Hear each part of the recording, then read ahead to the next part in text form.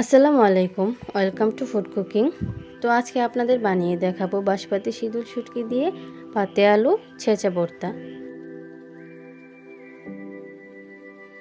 তো এখানে আমি 450 গ্রাম পাতে আলু আগে থেকে পরিষ্কার করে রেখেছি। এখন এইগুলো পাটায় ছেঁচে নিব। তো দেখুন আলুগুলো আমি ছেঁচে নিচ্ছি। তো এই পর্যায়ে আপনারা খেয়াল রাখবেন যেন আঙুলে ব্যথা না লাগে। তো আস্তে আস্তে সবগুলো আলু আমি ভালোভাবে ছেঁচে নিব। তো ছেঁচা অবস্থায় দেখুন কতটা কষ বের হয়েছে।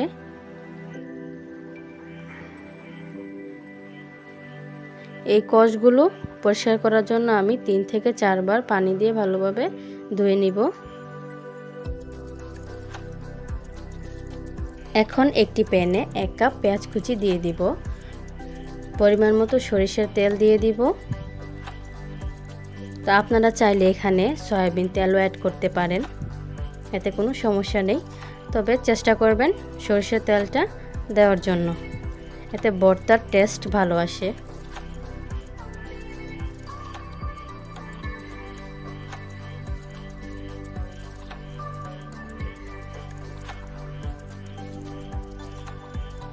এরপর দিয়ে দিব আমি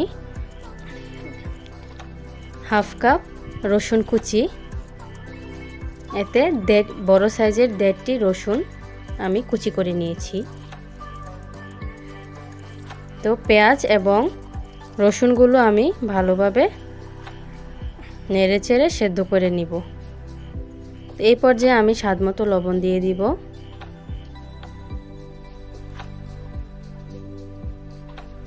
তো আপনারা চেষ্টা করবেন পেঁয়াজে লবণ দেওয়ার জন্য, এতে করে পেঁয়াজটা খুব তাড়াতাড়ি সফট হয়ে আসে।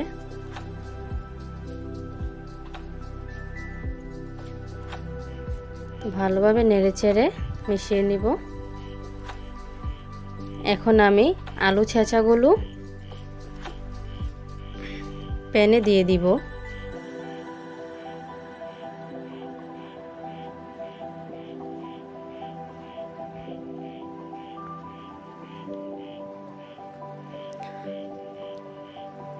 আলুগুলো আমি ভালোভাবে ভেজে নিব।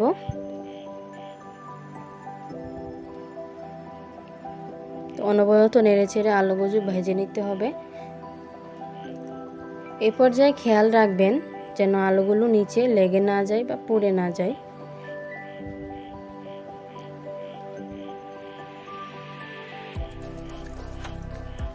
তো দেখুন আমার আলুগুলো পেঁয়াজের সঙ্গে ভাজা হয়ে গিয়েছে।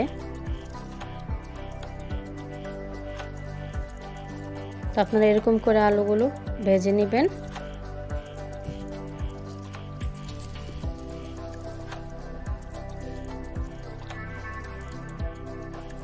তো এই পর্যায়ে আমি 3 থেকে 4টি শীতল শুটকি দিয়ে দিব।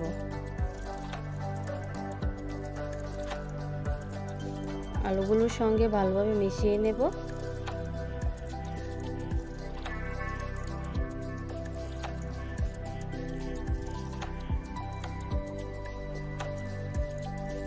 এখন আমি হাফ চামচ হলুদ গুঁড়া দিয়ে দিব, হাফ চামচ ধনিয়া গুঁড়া, 1 চামচ মরিচ গুঁড়া দিয়ে দিব। তো আলুগুলোর সঙ্গে মশলা ভালোভাবে মিশিয়ে নিব। এই পর্যায়ে আপনারা মিডিয়াম আঁচে মশলাটা ভেজে নেবেন। খেয়াল রাখবেন পুড়ে যেন না যায়।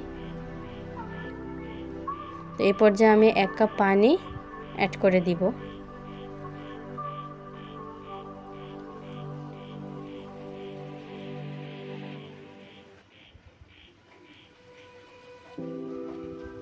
অনবরত নেড়েচেড়ে দিব।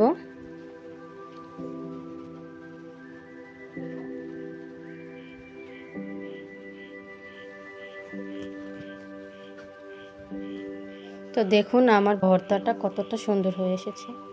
তো এই পর্যায়ে আমি 5 মিনিটের জন্য ঢাকনা দিয়ে ঢেকে রেখে দিব। 5 মিনিট পরে ফিরে আসলাম। তো দেখুন ভর্তাটা কতটা লোভনীয় হয়েছে। এই ভর্তাটা ভীষণ স্বাদের। পার্সোনালি আমার খুবই ভালো লাগে, ইভেন আমার বাসার সবার কাছেই অনেক ভালো লাগে। আমি মাঝে মধ্যে এই ভর্তাটা বানিয়ে থাকি।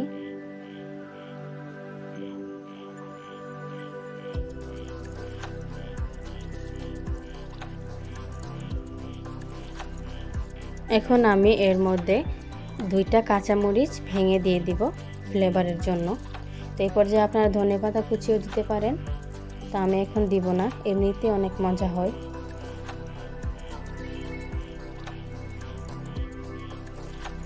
রেসিপিটা যদি ভালো লেগে থাকে তাহলে প্লিজ লাইক, সাবস্ক্রাইব এবং শেয়ার করে দিবেন।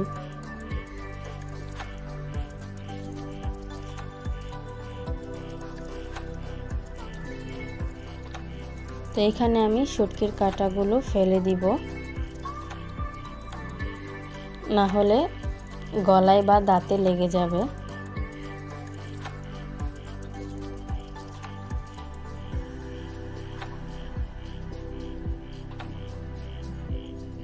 তো এই পর্যায়ে আমার রান্নাটা হয়ে এসেছে। তা আমি চুলাটা অফ করে আপনাদের পরিবেশন করে দেখাচ্ছি। দেখুন কতটা লোভনীয় হয়েছে। তো আপনারা বাসায় অবশ্যই ট্রাই করবেন। তো আজকের মতো এই পর্যন্তই, দেখা হবে অন্য কোনো ভিডিওতে। আল্লাহ হাফেজ।